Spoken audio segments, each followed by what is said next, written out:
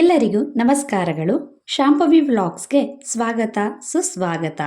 ನಾವಿವತ್ತು ರಾಗಿ ಶಾವಿಗೆ ಹೇಗೆ ಮಾಡೋದು ಅಂತ ನೋಡೋಣ. ನಾವಿಲ್ಲಿ ಅನಿಲ್ ಅವರ ಫಿಂಗರ್ ಮಿಲೆಟ್ ವರ್ಮಸೆಲ್ಸ್ನ ಮಾಡ್ತಾ ಇದ್ದೀವಿ. ಇದಕ್ಕೆ 180 ಗ್ರಾಮ್ ಅಷ್ಟು ರಾಗಿ ಶಾವಿಗೆಯನ್ನು ತೊಗೊಂಡಿದ್ದೀನಿ. ಈಗ ಪ್ಯಾಕೆಟ್ ಕಟ್ ಮಾಡಿ 2 ಲೀಟ್ರ್ ಅಷ್ಟು ನೀರಿಗೆ ಇದನ್ನು ನೆನೆ ಹಾಕಲು ಬಿಡಬೇಕು. ಬರೀ ಕೇವಲ 3 ನಿಮಿಷಗಳ ಕಾಲ ನೆನೆ ಹಾಕಿದ್ರೆ ಸಾಕು. ತುಂಬ ಹೊತ್ತು ಇದನ್ನು ನೆನೆಯೋದೇನು ಅವಶ್ಯಕತೆ ಇಲ್ಲ.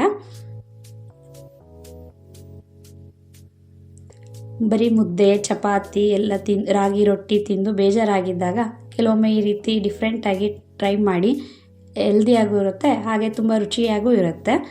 ಈಗ ಇದು 3 ನಿಮಿಷಗಳ ಕಾಲ ನೆಂದಿದೆ. ಈಗ ಒಂದು ಪಾತ್ರೆಯಲ್ಲಿ ನೀರಿಟ್ಟು ಈ ನೆಂದಿರೋಂತಹ ಶಾವಿಗೆನ 5 ನಿಮಿಷಗಳ ಕಾಲ ಹಬೆನಲ್ಲಿ ಬೇಯಿಸ್ಕೋಬೇಕು. 5 ಮಿನಿಟ್ಸ್ ಸ್ಟೀಮ್ ಆದರೆ ಸಾಕು. ತುಂಬ ಹೊತ್ತು ಸ್ಟೀಮ್ ಮಾಡಿಕೊಂಡ್ರೆ ಅದು ಮುದ್ದೆ ಆಗಿಬಿಡುತ್ತೆ. ಈಗ ಇದು ಬೆಂದಿದೆ. ಈಗ ಇದನ್ನು ನಾವು ತಣ್ಣಗಾಗೋಕ್ಕೆ ಬಿಟ್ಟು ಬಾಣಲೆಗೆ ಸ್ವಲ್ಪ ಎಣ್ಣೆ ಕಾಯೋದಕ್ಕೆ ಇಟ್ಟಿದ್ದೀವಿ. ಈಗ ಇದಕ್ಕೆ ಒಂದು ಅರ್ಧ ಸ್ಪೂನಷ್ಟು ಸಾಸಿವೆ ಹಾಕಿ, ಸಾಸಿವೆ ಸಿಡಿದ ನಂತರ ಕಡಲೆಬೇಳೆ, ಸ್ವಲ್ಪ ಉದ್ದಿನಬೇಳೆ ಹಾಕಿ ಗೋಲ್ಡನ್ ಬ್ರೌನ್ ಬರೋವರೆಗೂ ಚೆನ್ನಾಗಿ ಫ್ರೈ ಮಾಡ್ಕೊಳ್ಳೋಣ. ಶಾವಿಗೆ ಕಂಪ್ಲೀಟಾಗಿ ಆರಿದ ಮೇಲೆ ಒಗ್ಗರಣೆಗೆ ಹಾಕಬೇಕು.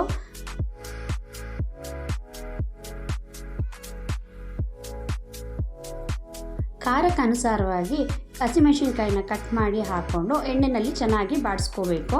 ಈ ರೀತಿ ಮೊದಲೇ ಮೆಣಸಿನ್ಕಾಯಿನ ಎಣ್ಣೆಯಲ್ಲಿ ಬಾಡಿಸ್ಕೊಳ್ಳೋದ್ರಿಂದ ಖಾರ ಚೆನ್ನಾಗಿ ಬಿಟ್ಕೊಳ್ಳುತ್ತೆ. ಈಗ 2 ಮೀಡಿಯಮ್ ಸೈಜ್ ಸಣ್ಣಗಿರೋ ಸಣ್ಣದಾಗಿ ಈರುಳ್ಳಿ ಕಟ್ ಮಾಡಿ ಒಗ್ಗರಣೆಗೆ ಹಾಕ್ತಾಯಿದ್ದೀವಿ. ಈಗ ಇದಕ್ಕೆ ತಕ್ಕಷ್ಟು ರುಚಿಗೆ ಎಷ್ಟು ಬೇಕೋ ಅಷ್ಟು ಉಪ್ಪು ಕೂಡ ಇಲ್ಲೇ ಸೇರಿಸ್ಕೊಂಡು ಈರುಳ್ಳಿ ತುಂಬ ಸಾಫ್ಟ್ ಆಗೋವರೆಗೂ ಚೆನ್ನಾಗಿ ಫ್ರೈ ಮಾಡ್ಕೋಬೇಕು.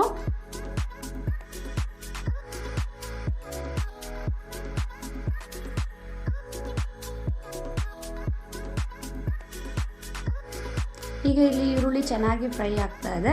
ಇದೇ ಟೈಮಲ್ಲಿ ಸ್ವಲ್ಪ ಕರ್ಬೇವಿನ ಸೊಪ್ಪು ಕೂಡ ಕಟ್ ಮಾಡಿ ಹಾಕಿದ್ದೀನಿ.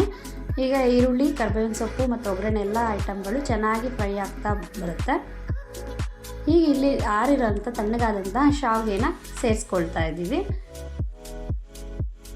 ಶಾವಿಗೆ ಸೇರಿಸಿದ್ಮೇಲೆ ಚೆನ್ನಾಗಿ ನೀಟಾಗಿ ಫ್ರೈ ಮಾಡ್ಕೋಬೇಕು, ಇಲ್ಲ ತಳ ಹತ್ತೋ ಚಾನ್ಸಸ್ ಇರುತ್ತೆ.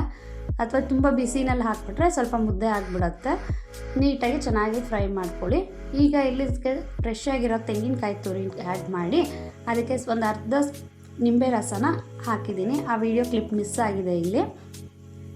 ಇದಾದ ನಂತರ ಇದಕ್ಕೆ ಸಣ್ಣಗೆ ಹಚ್ಚಿಟ್ಟಿರುವಂತಹ ಕೊತ್ತಂಬರಿ ಸೊಪ್ಪು ಕೂಡ ಆ್ಯಡ್ ಮಾಡಿ ರೆಡಿ ತಿರುಗಿಸಿದ್ರೆ ಈಗ ರುಚಿಯಾದ ರಾಗಿ ಶಾವಿಗೆ ಉಪ್ಪಿಟ್ಟು ಸವಿಯಲು ಸಿದ್ಧ. ಈ ರೀತಿ ಇನ್ನಷ್ಟು ರುಚಿಯಾದ ಆರೋಗ್ಯಕರವಾದ ರೆಸಿಪಿಗೋಸ್ಕರ ನಮ್ಮ ಚಾನಲ್ನ ವೀಕ್ಷಿಸಿ.